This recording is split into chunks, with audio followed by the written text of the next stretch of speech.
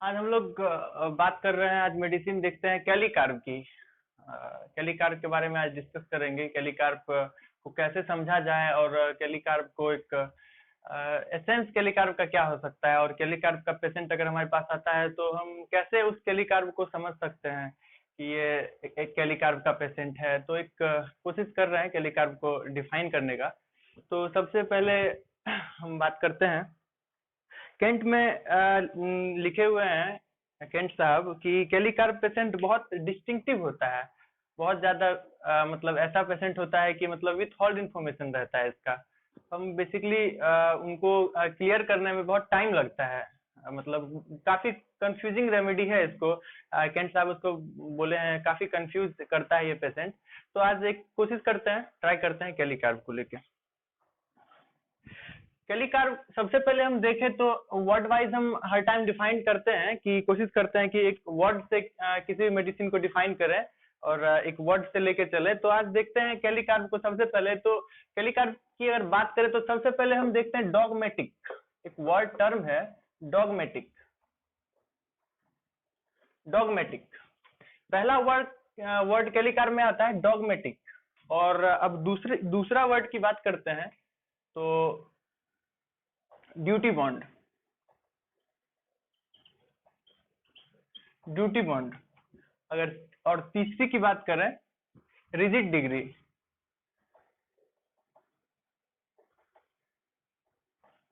Rigid degree. और ऐसे ही हम देखते जाएं तो कैलीकार्प को हम समझ जाएंगे, और वर्ड बाय वर्ड हम कैलीकार्प को समझने की कोशिश करें, प्रयास करें तो हम समझ जाएंगे। एक और वर्ड आता है जो काफी इंपॉर्टेंट है कैलीकार्प में, और उसका नाम है स्टोइक। स्टोइक। अब हम बात करते हैं सबसे पहले डॉगमेटिक की। डॉगमेटिक किसको कहते हैं? एक वर्ड जो डिफाइन कर देता है पूरे कैलीकार्प को।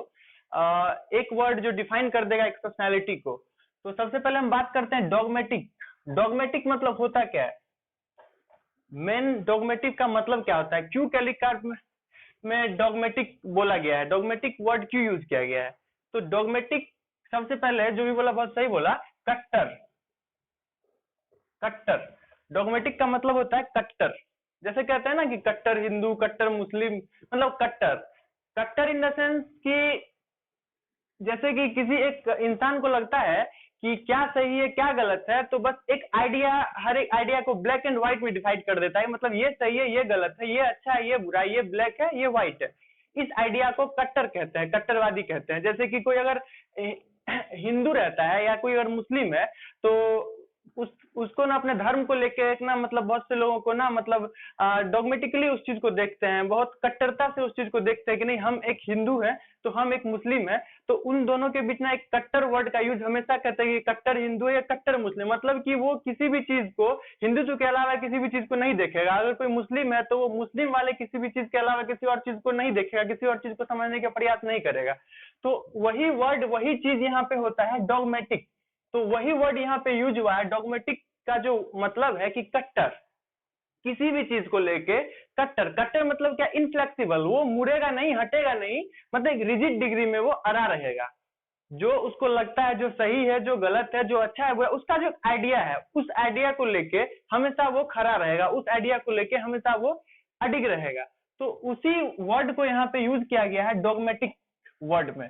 इसी को हम कहते हैं कट्टरवादी या कट्टर। तो उस वर्ड को यहाँ पे डॉगमेटिक वर्ड से देखा गया है। तो जब कैलीकार्प को हम आगे देखेंगे, समझेंगे, तो और भी वर्ड है। तो इस वर्ड को समझने के लिए सबसे पहले जरूरत था इस चीज को समझना कि कट्टर किसको कहते हैं।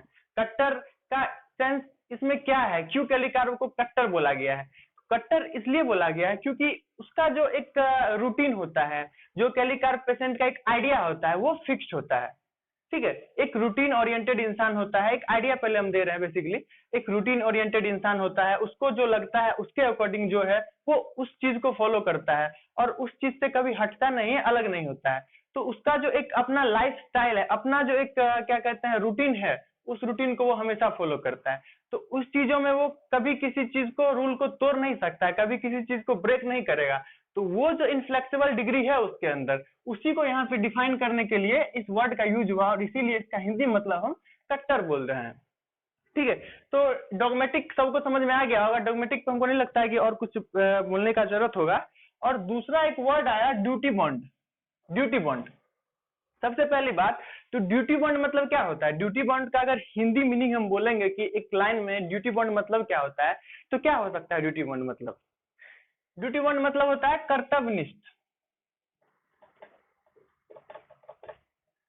कर्तव्यनिष्ठ, ठीक है, जो अपने काम के प्रति, अपने ड्यूटी के प्रति हमेशा ईमानदार रहे, जो अपने ड्यूटी के प्रति हमेशा सतर्क रहे, अपने ड्यूटी के प्रति हमेशा समर्पित रहे। वो समर्पित भाव जो होता है उसी को हम कहते हैं ड्यूटी बॉन्ड या कर्तव्यनिष्ठ।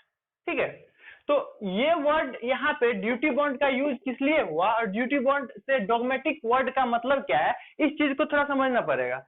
अगर कोई इंसान जब तक डॉगमेटिक नहीं होगा तब तक वो इंसान ड्यूटी बॉन्ड नहीं हो सकता है। एक ड्यूटी बॉन्ड होने के लिए, एक इंसान को ड्यूटी बॉन्ड बनने के लिए सबसे पहले डॉगमेटिक होना जरूरी पड़ेगा। इन द सेंस ऐसा नहीं है कि हर जगह हिंदू मुस्लिम या फिर हर जगह धर्म को लेके ही कट्टर वादी वाला वर्ड यूज हो सकता है या कट्टर वर्ड का यूज कर सकते हैं। हम अपने रूटीन के लिए भी, अपने लाइफ के लिए भी कट्टर वाले चीज को यूज कर सकते हैं। जैसे कि हनुमान साहब अपने लाइफ में क्लासिकल वर्ड का यूज किए, हनुमान साहब अपने लाइफ में क्लासिकल होम्योपैथी किए, तो वो कभी भी क्लासिकल से हटके थेराप्यूटिक्स वगैरह पे नहीं गए। तो वो अपने लाइफ में उस चीज को लेके क्या थे, रिजिड थे, उस चीज को लेके क्या थे, डॉगमेटिकली उस चीज से अटैच थे वो।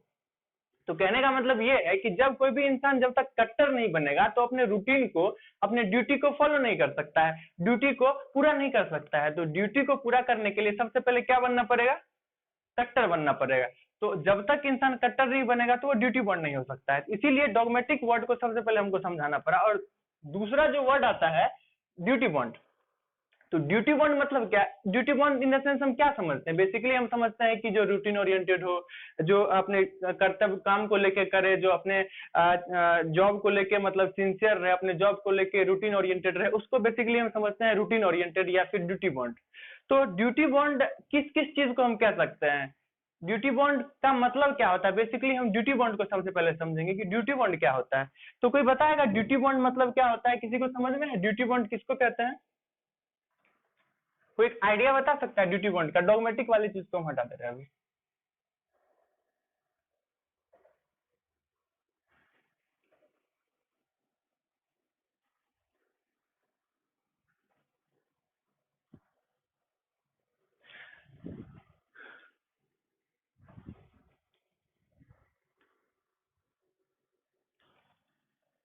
ड्यूटी बॉन्ड की जब हम बात करेंगे, ड्यूटी बॉन्ड मतलब कर्तव्यनिष्ठ, तो सबसे पहले हम समझेंगे कि ड्यूटी बॉन्ड इंसान कौन कौन हो सकता है, ड्यूटी बॉन्ड इंसान क्या क्या कर सकता है, ड्यूटी बॉन्ड का मतलब क्या है। ड्यूटी बॉन्ड को बेसिकली एक आइडिया से हम समझेंगे। तो सबसे पहले एक इंसान किसी भी चीज को लेके पैसिनेट अगर रहे तो सिर्फ उसको नहीं कह सकते हम कि ड्यूटी बॉन्ड की, अगर वो उस चीज को लेके पैसिनेट है तो ड्यूटी बॉन्ड है, ऐसा नहीं कह सकते हैं। ड्यूटी बॉन्ड का मतलब कि अपने जो अपना व्यक्तित्व है, जो एक इंसान का अपना जो एक पहचान है, जो आइडेंटिटी है, उस आइडेंटिटी को वो कंटिन्यू करते रहे किसी भी कंडीशन में, उस आइडेंटिटी को वो करते रहे। जैसे कि एक एग्जांपल हम देते हैं, तो एग्जांपल जैसे कि एक मदर का एग्जांपल ले ले, तो सबसे पहले मदर बनने के लिए क्या बनना पड़ता है? सबसे पहले एक स्टार्टिंग में हम बात करें, अगर स्टार्टिंग में बात करें तो एक लड़की है, ठीक है, गर्ल, उसके बाद उसकी मैरिज होती है। सबसे पहले तो वो एक लड़की है, ठीक है, तो एक बेटी है, डॉटर, ठीक। उसके बाद क्या होता है, जब उसकी शादी होती है, ठीक है, मैरिज होती है, तो वो क्या होती है, डॉटर से क्या बन जाती है? डॉटर बनने के बाद वो क्या बनती है? जब शादी हो जाती है तो वाइफ बनती है, वाइफ बनती है। वाइफ के बाद क्या, वाइफ के साथ साथ और क्या बन सकती है? वाइफ के साथ साथ क्या कहते हैं, बहू भी बन सकती है वो, ठीक है। तो बेसिकली वो क्या क्या पहले सुनो, बेसिकली वाइफ बनी, वाइफ बनने के बाद क्या हुआ, एक बहू बनी, और जब बहू बनेगी उसके बाद क्या होता है, जब एक फैमिली बड़ा हुआ, फैमिली बड़ा हुआ तो उसके बाद क्या बनेगी, वो मदर बनेगी, ठीक है, मदर बनी। मदर बनने के साथ साथ उसके लाइफ में क्या क्या चेंजेस आया, यहाँ उस चेंजेस को हमको नहीं समझना है। यहाँ समझना है हमको कि ये जो एक सर्किल चला, सबसे पहले लड़की, उसके बाद ना लड़की के बाद वो मैरिज करी तो वाइफ बनी, वाइफ बनने के बाद एक परिवार को संभाली, उसके बाद वो मदर बनी। तो एक इंसान का प्राइमरी, एक लड़की का ड्यूटी यहाँ पे क्या हो गया, पहले वो डॉटर थी तो उसके लिए वो ड्यूटी था कि वो एक बेटी है एक बाप की, तो जब एक पिता की कोई बेटी है तो उसका जो ड्यूटी होता है उस ड्यूटी को जब वो अपने पूरे क्या कहते हैं एफर्ट के साथ पूरा कर रही है तो उस टाइम भी वो ड्यूटी बन रही। दूसरा क्या हुआ, जब एक मदर बनी वो या जब वो मैरिज करी तो एक वाइफ बनी, वाइफ बनने के साथ साथ उसकी रिस्पॉन्सिबिलिटी अपने हस्बैंड के लिए भी हो गई, हस्बैंड के लिए रिस्पॉन्सिबिलिटी हुई। जब हस्बैंड के साथ का रिस्पॉन्सिबिलिटी होते के साथ साथ वो क्या बनी, मदर बनी, तो एक माँ का भी रिस्पॉन्सिबिलिटी वहां पे हो गया। ठीक है, तो इन सारे रिस्पॉन्सिबिलिटी को वो अपना ड्यूटी समझ रही है कि ये मेरा ड्यूटी है। हम अगर एक वाइफ है तो मेरा एक ड्यूटी है अपने हस्बैंड को लेके, मेरा एक ड्यूटी है अपने फैमिली को लेके, मेरा एक अगर मदर है हम तो मेरा एक ड्यूटी है अपने बच्चों को लेके कि मुझे क्या करना है। सुबह अगर हस्बैंड है तो एग्जाम्पल बस बता रहे हैं समझने के लिए, एक आइडिया बता रहे हैं कि अगर कोई माँ है, अगर कोई वाइफ है, अगर कोई बेटी है, तो वहां पे क्या होता है, उसका ड्यूटी क्या होता है। अगर एक फैमिली में है तो वो अगर एक वाइफ है सबसे पहले उसका प्रायोरिटी होता है कि अपने हस्बैंड को अच्छे से रखे, अपने फैमिली को अच्छे से रखे। उसके बाद क्या होता है, उसका बेटा है, बच्चा है, जो भी है, तो उसको अच्छे से रखे, तो उसका जो नीड है उसको फुलफिल करे अच्छे तरीके से। तो वो उसके लिए क्या हो गया, ड्यूटी हो गया। बहुत से लोग ऐसे भी होते हैं हमारे समाज में, आसपास ऐसे देखने को मिलेगा कि एक माँ है, एक हस्बैंड है, या फिर एक वाइफ है, जो भी है, एक डॉटर है, लेकिन उस अपने ड्यूटी को लेके उतना सिंसियर नहीं रहता। अच्छा ठीक है, मेरा बच्चा है, ठीक है, उसके लिए कर रहे हैं, मेरा हस्बैंड है, ठीक है, कोई बात नहीं। लेकिन बहुत से ऐसे लोग होते हैं, तो देखोगे क्या सामने मिलेगा बहुत से ऐसे लोग कि नहीं हस्बैंड है मेरा, उसको मेरा उठ के तो हमको उसको खाना बना के देना है, अरे मेरा बच्चा है उसके लिए तो हमको सुबह उठना ही पड़ेगा, मेरा क्या कहते हैं वो क्या घर है मेरा, वो फैमिली है, उसके लिए हमको काम करना ही पड़ेगा। बहुत से लोग इग्नोर करते हैं, लेकिन कुछ लोग ऐसे होते हैं जो सिंसियरली उस चीज को लेते हैं कि वो मेरा ड्यूटी है। तो ड्यूटी मतलब सिर्फ किसी भी चीज से पैसिनेट रहना, या फिर ड्यूटी मतलब किसी भी चीज को कर देना कि ये मेरा ड्यूटी है। तो ड्यूटी मतलब ऐसा भी होता है कि हम गए, मेरा एक ड्यूटी, हम अगर टीचर है या फिर हम स्टूडेंट है कि हम पढ़ाई कर लिए आ गए, लेकिन बेसिकली हम उस चीज में मन नहीं लगाए। विच एफर्ट, जहां पे हमको पूरा एफर्ट लगा के उस चीज को अच्छा करने का मन हो, तो उस सेंस में हम ड्यूटी को ले सकते हैं, उस सेंस में हम ड्यूटी को समझ सकते हैं। तो ड्यूटी समझने के लिए बस ऐसा नहीं है कि अगर हम एक टीचर हैं, या फिर अगर हम एक डॉक्टर हैं, या फिर अगर हम एक पुलिस वाले हैं तो मेरा ड्यूटी है। ड्यूटी का मतलब एक माँ भी अगर अपने ड्यूटी को विथ रेस्पेक्ट उस चीज को पूरा करती है, अगर वाइफ भी अपने ड्यूटी को कंप्लीटली पूरा करती है, जो उसको लगता है उस चीज को करती है, तो वो ड्यूटी बॉन्ड होती है। ड्यूटी बॉन्ड मतलब सिर्फ ये नहीं कि जो हमारा काम है वो चुपचाप करके आ गया, ऐसा नहीं। उस चीज को लेके हम अपना 100% डाल के उस चीज को पूरा किए, चाहे कंडीशन जो भी हो, कंडीशन जो भी हो। बहुत से बच्चे ऐसे होते हैं जैसे कि ठीक है फैमिली है, कोई दिक्कत नहीं है, नॉर्मली चल रहा है, जैसे हो रहा है वो अपना कहीं और रह रहे हैं, अब वो घर परिवार को पैसा दे रहे हैं, चल रहा है। लेकिन कुछ लोग ऐसे होते नहीं, वो मेरा पापा है, वो मेरी मम्मी है, तो मेरे लिए मेरा ड्यूटी है उसका उसका देखभाल करना। उस चीज के लिए हम किसी चीज को नहीं, उस चीज से हम किसी चीज को कंपेयर नहीं कर सकते। वो मेरा प्राइमरी ड्यूटी है, वो मेरा प्रायोरिटी है उस चीज को देखने का। तो ड्यूटी मतलब सिर्फ एक जगह पे ड्यूटी नहीं देख सकते, ड्यूटी देखने का मतलब हर एक जगह पे। अगर कोई पेशेंट हमारे पास आता है और वो कुछ नहीं है, नॉर्मल हाउसवाइफ है, तो क्या वो रूटीन ओरिएंटेड या फिर ड्यूटी बॉन्ड नहीं हो सकती है? बिल्कुल हो सकती है। ड्यूटी बॉन्ड मतलब सिर्फ ऐसा नहीं है कि क्या कहते हैं कि अगर कोई जॉब कर रहा है तभी वो ड्यूटी बॉन्ड हुआ। ड्यूटी बॉन्ड मतलब ऐसा है कि जो भी उसका कर्तव्य है, जो भी उसका ड्यूटी है, ड्यूटी इन द सेंस अगर कि वो वाइफ है, अगर वो डॉटर है, अगर वो क्या कहते हैं कोई हस्बैंड है, कोई कुछ भी स्टूडेंट है, तो वो अपने ड्यूटी को लेके कितना सिंसियर है और कितना परसेंट एफर्टली उस चीज को कर रहा है। जब वो एफर्टली उस चीज को पूरा कर रहा है, अपना 100% दे रहा है, उस चीज को हम ड्यूटी बोलेंगे। और जब कोई इंसान ड्यूटी बॉन्ड होगा तो वो उस चीज को करने के लिए किसी भी हद तक जाएगा और उस चीज को कंप्लीट करेगा। तो उस चीज को हम समझ सकते हैं कि वो ड्यूटी बॉन्ड है। तो अगर कोई मदर मेरे पास आती है, अगर कोई हाउसवाइफ मेरे पास आती है, तो हम उस चीज को समझ सकते हैं उसके वर्ड से कि अपने ड्यूटी को लेके, कि एक मम्मा का काम है अपने बच्चों का ख्याल रखना, एक वाइफ का काम है अपने हस्बैंड का ख्याल रखना, और एक हस्बैंड का काम है अपने फैमिली का ख्याल रखना, अपने वाइफ का ख्याल रखना, बच्चों का ख्याल रखना। तो उस ड्यूटी के लिए कितना एफर्ट लगाता है, या फिर और दूसरा इन द सेंस इसमें ये भी देख सकते हैं कि अगर कोई भी इंसान किसी ड्यूटी पे है, किसी पोस्ट पे है, तो उस पोस्ट को करने के लिए, उस पोस्ट के कार्य को करने के लिए वो अपना कितना एफर्ट लगाता है, अपना कितना एफर्ट लगा के उस चीज को पूरा करता है। जब वो कंप्लीटली उस चीज को किसी भी कंडीशन में फुलफिल करता है, तो उस जगह पे हम समझ सकते हैं कि वो ड्यूटी बॉन्ड है।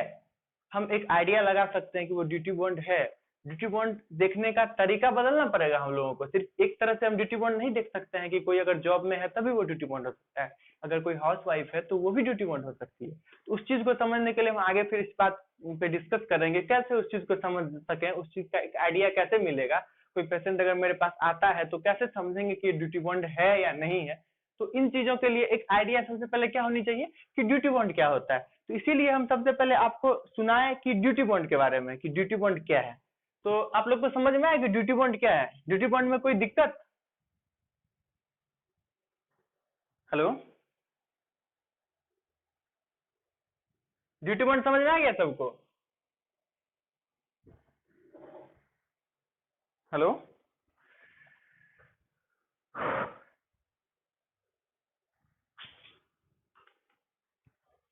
हाँ। तो अब बात करते हैं दूसरा एक वर्ड का, रिजिड डिग्री। हाँ, कि रिजिड डिग्री क्या है। बेसिकली अब बात करते हैं हम रिजिड डिग्री की। तो इसको हटा दे रहे हैं अभी। जब हम बात करेंगे रिजिड डिग्री की, तो कोई इंसान रिजिड डिग्री में रिजिड कब हो सकता है? कोई भी इंसान को रिजिड होने के लिए, रिजिड डिग्री जाने के लिए किस चीज को करना जरूरी होगा? सबसे पहले वो क्या होगा? डॉगमेटिक होगा। उसके बाद क्या होगा? रूटीन ओरिएंटेड या फिर ड्यूटी बॉन्ड होगा। ठीक है, तो ये इन सभी चीजों का होना जरूरी है। और जब तक रिजिड डिग्री उसके अंदर नहीं रहेगा तो क्या वो इन सभी चीजों को फुलफिल कर सकता है? उन सभी चीजों पे पूरा उतर सकता है? वो डॉगमेटिक हो सकता है, वो ड्यूटी बॉन्ड हो सकता है। ड्यूटी बॉन्ड होने के लिए, डॉगमेटिक होने के लिए उसको रिजिड होना भी पड़ेगा कि नहीं, कुछ भी हो, जैसे भी है, लेकिन हमको अपने ड्यूटी के प्रति ईमानदार रहना है। ये मेरा ड्यूटी है, अगर कि हम एक मदर हैं तो इस चीज को हम पूरा करेंगे एनी हाउ। किसी भी कंडीशन में इस चीज को हम पूरा करेंगे अपना 100% दे के। इस चीज से हम एक आइडिया लगा सकते हैं ड्यूटी बॉन्ड का। बेसिकली कहा गया है कि ड्यूटी बॉन्ड कौन कौन होता है, कि एक आर्मी ऑफिसर है, एक क्या कहते हैं पुलिस ऑफिसर, ये लोग ड्यूटी बॉन्ड होते हैं। तो ड्यूटी बॉन्ड देखने के लिए हमको क्या देखना पड़ता है कि वो अपने ड्यूटी को लेके कितना रिजिड है, अपने कामों को लेके कितना रिजिड है, अपने ड्यूटी को लेके कितना डॉगमेटिक है, वो अपने काम को लेके कितना क्या कहते हैं वो रिजिड डिग्री में है। तो उन सभी चीजों से हम समझ सकते हैं कि कोई इंसान ड्यूटी बॉन्ड है, कोई पुलिस ऑफिसर ड्यूटी बॉन्ड है। तो इसीलिए इन सभी चीजों को समझने के लिए एक वर्ड और है जिसका नाम है रिजिड डिग्री। किसी भी इंसान के अंदर रिजिड डिग्री है विथ ड्यूटी बॉन्ड, हाँ, तो फिर हम समझ सकते हैं कि ये कैलिकार्प की तरफ जा सकता है। कैलिकार्प की तरफ हम इस चीज को समझ सकते हैं। बेसिकली फुल केस टेकिंग लेने के बाद, फुल इंडिविजुअलाइजेशन करने के बाद उन सभी चीजों को हम समझ सकते हैं। अब बात क्या आती है, अब रिजिड डिग्री खत्म हो गया और दूसरी बात यहाँ पे आई एक वर्ड स्टोइक।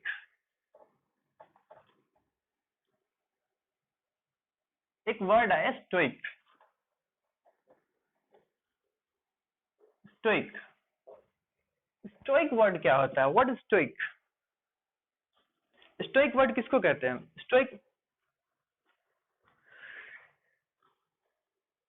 स्टोइक वर्ड का अगर नहीं, इमोशनलेस नहीं, इमोशनलेस को हम स्टोइक नहीं कह सकते हैं। स्टोइक वर्ड का मतलब होता है suffering pain, suffering pain without complain या complaining. Suffering pain without complain या कंप्लेन। हम किसी भी दुख से, तकलीफ से गुजर रहे हैं, उन चीजों से हम गुजर रहे हैं, लेकिन उस चीज को हम किसी के सामने बोल नहीं रहे हैं, किसी को कंप्लेन नहीं कर रहे हैं, किसी को कह नहीं रहे हैं। उस वर्ड का नाम है स्टोइक। ठीक है, सफरिंग पेन विदाउट कंप्लेनिंग। हाँ, तो उसका मतलब होता है क्या कि किसी भी तकलीफ से, दुख से हम गुजर रहे हैं, किसी भी कष्ट से हम गुजर रहे हैं, लेकिन उन सभी चीजों को अगर हम एक क्या कहते हैं, घर में एक वाइफ है तो क्या होता है ना, बेसिकली अगर कोई थोड़ा बहुत प्रॉब्लम होता है उसको, तो वो क्या करेगी ना, घर में बोलेगी कि अरे हमको ये दिक्कत हो रहा है, हमको प्रॉब्लम हो रहा है। या फिर अगर वो डॉटर है तो वो बोलेगी। लेकिन कैलिकार्प का पेशेंट कैसा होता है कि वो स्टोइक रहता है, पेन से सफर कर रहा है, लेकिन क्या होगा, वो पेन को बताएगा नहीं, पेन को दिखाएगा नहीं। ठीक है, एकदम स्टोइकली उस चीज को वो अंदर ही अंदर रखेगा, स्टोइकली उस चीज को वो सफर करेगा उस चीजों से, लेकिन उस चीजों को व्यक्त नहीं करेगा, बताएगा नहीं। ऐसा नहीं कि वो इमोशनलेस रहता है, वेरी सेंसिटिव पेशेंट होता है कैली कार्प, बहुत ज्यादा सेंसिटिव होता है, इधर इतना ज्यादा सेंसिटिव होता है वो कि उसको क्या कहते हैं, वेदर चेंज होने पे भी उसकी सेंसिटिविटी मतलब इतनी होती है कि वो कैच को कोल्ड को कैच कर लेगा, तो कभी क्या कहते हैं वेदर अगर ऐसा है तो गर्म है तो उस चीजों को कैच कर लेगा, मतलब थोड़ा बहुत उसका किसी भी मौसम चेंजिंग से या फिर वेदर चेंजिंग से ना उसको प्रॉब्लम होता है। तो मतलब इतना ज्यादा वो सेंसिटिव होता है, फिजिकल लेवल पे भी वो सेंसिटिव होता है, मेंटल लेवल पे भी सेंसिटिव। जब तक कोई भी इंसान सेंसिबल नहीं है, सेंसिटिव नहीं है, तो कैसे अपने पेन को वो मतलब बिना बोल के सह रहा है, बिना बोले उस चीज से गुजर रहा है। किसी भी इंसान को अपने पेन को छुपाने के लिए सेंसिटिव होना पड़ेगा, समझना पड़ेगा उन सभी चीजों को उसको कि हम क्यों नहीं बोले, बोले कि नहीं बोले, तो सेंसिबल होना पड़ेगा। जब कोई इंसान सेंसिबल है तो वो सेंसिटिव जरूर होगा, ठीक है। तो हम नहीं कह सकते कि वो सेंसिटिव नहीं होता है, बिल्कुल वो बहुत सेंसिटिव होता है, बहुत इमोशंस होता है उसके अंदर। लेकिन क्या है ना कि अपने इमोशंस को वो कंप्लेन नहीं करता है, ठीक है, वो कंप्लेन नहीं करता है किसी भी चीजों को लेके। हाँ, और दूसरा स्टोइक मतलब समझ गए होंगे आप लोग कि सफरिंग पेन विदाउट कंप्लेनिंग। अगर कोई इंसान सफर कर रहा है पेन से, किसी भी तरह की दिक्कत से, तो वो कंप्लेन नहीं करेगा, जैसे है वैसे। अगर एक माँ है तो उसका ड्यूटी है कि अपने बच्चों को खिलाना पिलाना, अच्छे से रखना, स्कूल भेजना, अपने हस्बैंड का ना मतलब अच्छे से ख्याल रखना, खाना समय पे देना, घर को चलाने की, हाउस वाइफ की अगर बात करें हम तो बेसिकली उस चीज को वो पूरा करता है। इतना पूरा करती है वो उस चीज को कि उस चीज को उसको तकलीफ भी है, अगर अगर वो पेन से भी सफर कर रही है, किसी चीज से सफर कर रही है, वो तबीयत खराब है उसका, अच्छा नहीं लग रहा है उसका तबीयत, फिर भी उन सभी चीजों को पूरा करेगी वो विदाउट कंप्लेनिंग। कंप्लेन नहीं करेगी वो किसी भी चीजों को लेके, मतलब बिना कंप्लेन उस चीज को करेगी, क्योंकि लगता है कि वो उसका ड्यूटी है। अब ड्यूटी पॉइंट को यहाँ पे एक तरह से और समझ सकते हैं हम कि वो तकलीफ में है, प्रॉब्लम में है, दुख में है, लेकिन फिर भी अपने ड्यूटी को पूरा कर रहा है। बेसिकली हम देखते हैं अपने आसपास घरों में कि कोई इंसान अगर बीमार है तो वो क्या करता है, अरे आज हम बीमार है, हम काम नहीं करने का मन, हम नहीं करेंगे। लेकिन कैली कार्प के पेशेंट को क्या है कि वो बीमार है, उसकी ड्यूटी है। उसकी ड्यूटी क्या है कि एक माँ है, उसकी ड्यूटी क्या है, हाउस वाइफ है, उसकी ड्यूटी क्या है कि एक वाइफ है। तो वो अपनी ड्यूटी को लेके उस चीज से वो काम करेगा ही, वो सिंसियर होकर उन सभी चीजों को पूरा करेगी। वो तकलीफ में है, प्रॉब्लम में है, लेकिन वो बताएगी नहीं कि हम प्रॉब्लम में है, लेकिन वो काम करेगी। हाँ, लेकिन होता क्या ना कि हर जगह इतना कंफ्यूज करता है ये रेमेडी, हर जगह कभी कभी ये सभी चीज स्टोइक वाला चीज ना चेंज हो जाता है, कभी कभी स्टोइक वाला चीज आ जाता है। तो ऐसा ऐसा मतलब स्टेज है, तो स्टेज वाइज हम बताते चलेंगे कि कैसे कैली कार्प का पेशेंट आगे जाके कैसे क्या होता है उन सभी चीजों। लेकिन बेसिकली एक आइडिया हम देखें तो स्टोइकली मतलब वो सभी चीजों को ना करता है, स्टोइकली वो हर एक चीज को पूरा करता है। अब क्या होता है, स्टोइकली के साथ साथ एक चीज और होता है उसमें कि कोई भी इंसान को स्टोइक होने के लिए, कोई भी इंसान को रिजिड होने के लिए, कोई भी इंसान को डोगमेटिक होने के लिए सबसे बड़ा एक वर्ड है, सबसे बड़ा एक टर्म है जिसको हम यूज करेंगे। जब तक वो नहीं होगा तो कोई भी इंसान डोगमेटिक नहीं हो सकता है, कोई भी इंसान क्या कहते हैं रिजिड डिग्री का नहीं हो सकता है। तो क्या है वो वर्ड,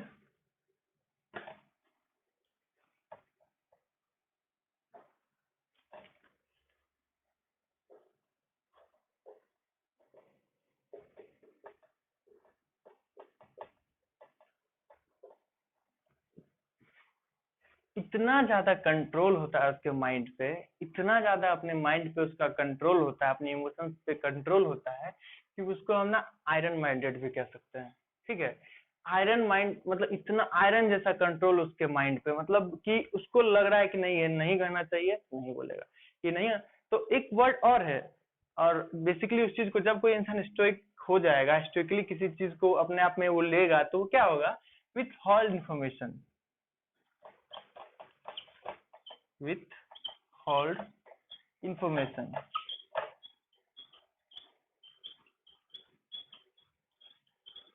withhold information एक और वर्ड आएगा withhold information।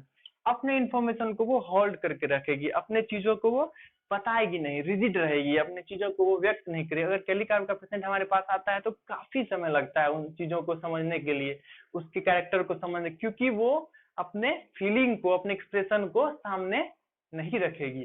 क्यों नहीं रखेगी, क्योंकि उसके अंदर एक और चीज है जिसको कहते हैं विथ होल्ड इन्फॉर्मेशन, और उसके अंदर ऐसा है कि हम इन चीजों को नहीं बताएंगे उसको। बस ब्लैक क्या बताया पहले, ब्लैक एंड व्हाइट, अच्छा या बुरा, उसको क्या पेन है तो बस हमको पेन है, हाँ यहाँ दर्द है, बस ऐसा है, ऐसा ही कहेगा वो कोई पेशेंट। ऐसा नहीं कहेगा कि मतलब क्यों है, कोई पेशेंट अगर फास्फोरस का पेशेंट आता है तो बेसिकली सारे चीजों को बताता है वो। हाँ, ऐसा ऐसा हुआ, ऐसा ऐसा हुआ, ऐसे हुआ, ऐसे हुआ, चीजों को अच्छी तरह से डिफाइन करेगा। लेकिन वही कैलिकार्प का पेशेंट जब हमारे पास आएगा तो इन्फॉर्मेशन ही नहीं देगा वो चीजों को, बस राइट रॉन्ग, बस हमको पेन है तो डॉक्टर साहब को पेन से मतलब है ना, बस पेन लीजिए ना आप, और क्या है नहीं है उस चीज से क्या मतलब है, मतलब ऐसे भी बोल देगा उसको। मतलब क्या है ना कि आपको वो बताने के लिए तैयार ही नहीं होगी, काफी समय के बाद, काफी टाइम के बाद ना वो चीजों को निकालेगी, धीरे धीरे वो चीजों को निकलेगा। कभी कभी तो कैलिकार्प के पेशेंट में ऐसा लगता है कि एक पेशेंट हमारे पास कैलिकार्प का था, लगभग 2-2.5 घंटा लगा तब जाके वो खुली, तब जाके वो बताई। 4 बार 3 बार मतलब वापस गई, फिर आई, फिर आई, मतलब जाइए सोच के आइए, फिर आइए, तो 2.5 घंटा लगा तब वो जाके निकला कि कैलिकार्प। क्योंकि इतना ज्यादा कंफ्यूज करता है ना कैलिकार्प, इतना ज्यादा क्या कहते हैं वो अपने इन्फॉर्मेशन को छिपाता है, बताएगा ही नहीं।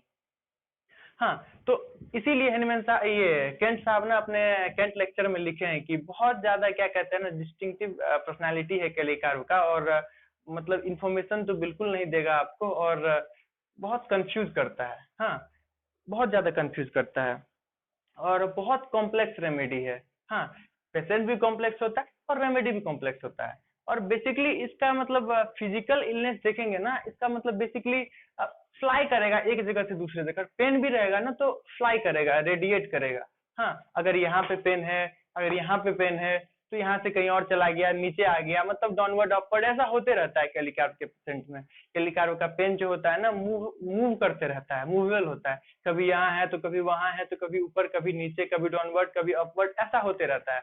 तो मतलब हर एक जगह पे कंफ्यूज करेगा। लेकिन एक और कैरेक्टरिस्टिक सिम्टम है कैलिकार्प का, जो सिम्टम क्या है ना कि उसका मतलब सिर्फ डॉगमेटिक वाले चीज को, या फिर ड्यूटी बॉन्ड वाले चीज को, या फिर रिजिड रूटीन ओरिएंटेड को, हाँ रूटीन ओरिएंटेड को सिर्फ इस जगह पे नहीं समझ सकते कि वो 12 बजे उठता है, या फिर वो उसका टाइम है 4 बजे सुबह उठने का तो 4 बजे उठेगा, ये चीज तो है ही, लेकिन उसके फिजिकल अपीयरेंस से भी वो चीज दिखता है। अगर कैलिकार्प का पेशेंट किसी भी प्रॉब्लम से सफर कर रहा है तो बेसिकली क्या होता है ना, कैलिकार्प का पेशेंट, उसका एक टाइम पीरियड है, उस टाइम पीरियड में ना वो मतलब सफर करने लगेगा, उस टाइम पीरियड में ना वो मतलब प्रॉब्लम में जाने लगेगा।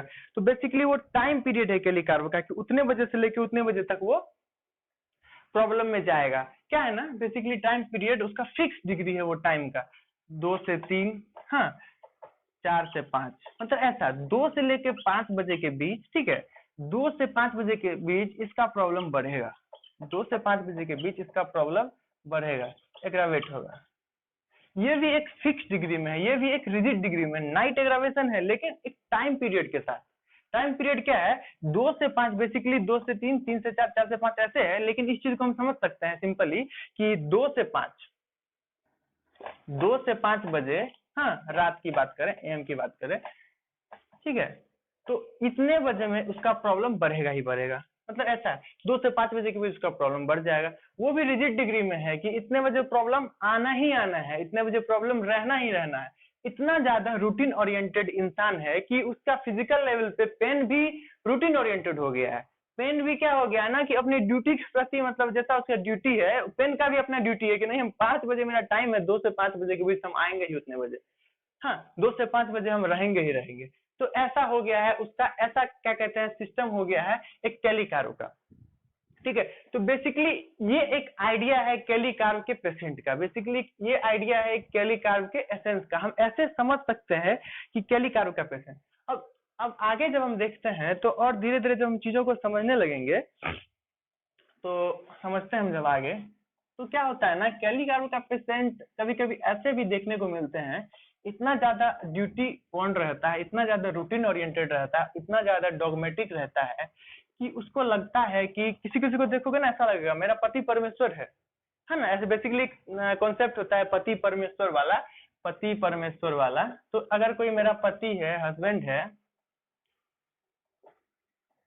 तो क्या है ना कि इसका जो काम है वो करेगा, हाँ इसके लिए हम उसको कुछ नहीं बोलेंगे, चाहे ये अच्छा करे चाहे वो बुरा करे, तो उन सभी चीजों को नहीं, लेकिन ये मेरा हस्बैंड है, ये मेरा हस्बैंड है, तो हस्बैंड है तो मेरा ड्यूटी बनता है सब कुछ करके देना, सारे कुछ को करना, ठीक है।